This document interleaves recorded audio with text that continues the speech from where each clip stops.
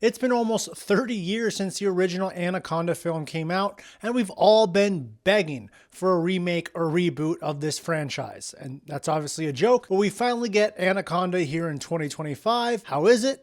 Let's dive in.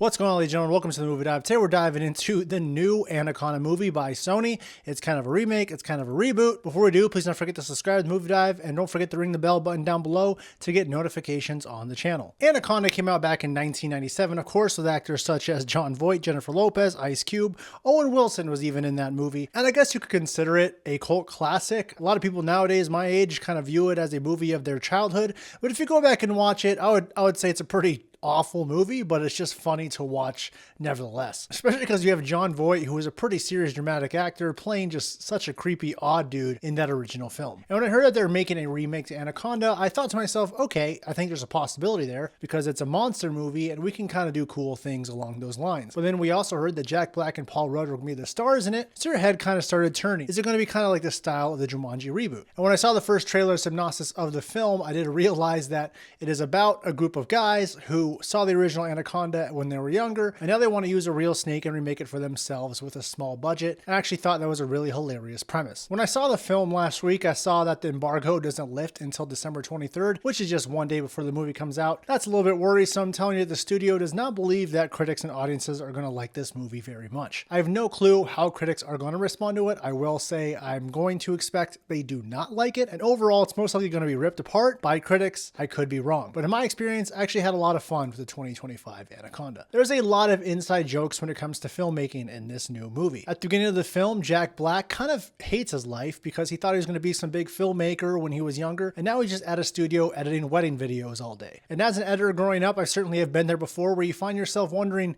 is this really what I want to be doing, just editing these certain videos for clients? That's bringing me no joy and excitement in my life. So he teams up with his childhood friend Paul Rudd, who is an actor in LA. He's not very successful at it. He's basically just doing extra roles in movies, or they team up and decide to make their own Anaconda film in the rainforest of Brazil. Going along with them is Steve Zahn, who is another childhood friend of theirs, who is their cinematographer. And I never know how to say her name right, but Thandiwe Newton, I'm sure I butchered that name, but she's always a great actress. She's in the film as well as another childhood friend. They also team up with the Brazilian actor Selton Mello, who most recently last year was in I'm Still Here, in a very dramatic role for the Brazilian film that was nominated for Academy Awards. It was pretty wild to see him as the Anaconda handler in this film, and he is just in the movie for pure comedy. Now, I will say some of his jokes do not hit, but he's also a very funny character, and you can tell this guy has a lot of talent when it comes to acting, not just dramatic roles, but also comedic roles as well. I feel like I haven't seen Steve Zahn in this type of comedy for a while. Back in the early 2000s, I felt like he was running rampant with this style of humor, and he kind of returns to it in this film. Kind of that aloof guy that says things that are just out of left field that you wouldn't expect. Now, when it comes to watching the new film Anaconda, I just highly recommend you not expect it to be some big monster movie. My number one negative, and I hear a lot of people talking negative about it,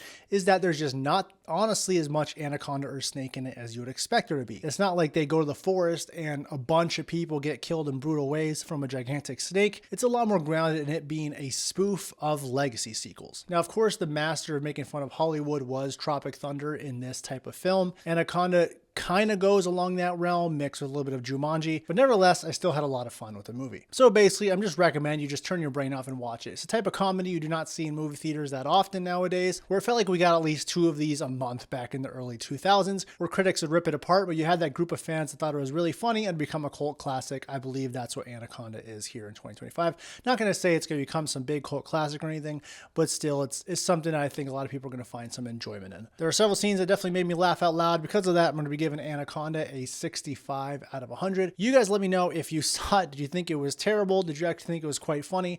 Let me know in the comments. Don't forget to subscribe to the Movie Dive, and we will see you next time.